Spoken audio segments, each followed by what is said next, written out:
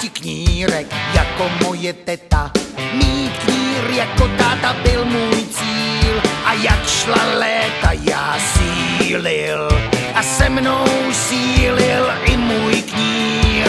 Na dachlu už jsem jezdil jako mušketýr a jak šel čas i můj knír se s léty proměnil. Ať je válka nebo mír, je dobrý nosit knír.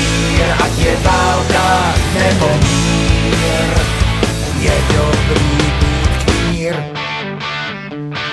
Tou dobou už za volantem já se dával jsem jako kavalír.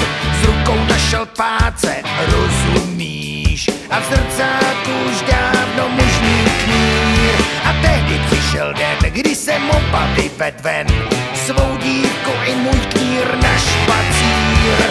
A pak přišla vojna a já svůj knír z tváře oholil a do herbáře založil. Ať je válka nebo mír, je dobrý nosit knír. Ať je válka nebo mír, je dobrý být knír.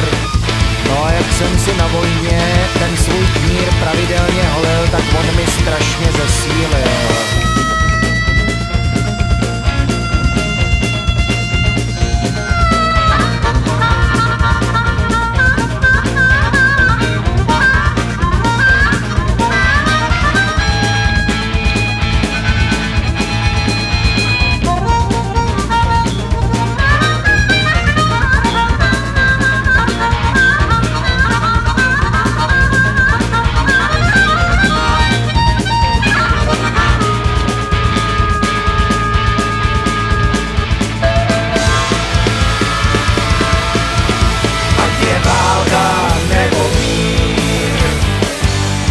Dobrý nosit knír, ať je válka nebo mír. Je dobrý nosit knír, ať je válka nebo mír.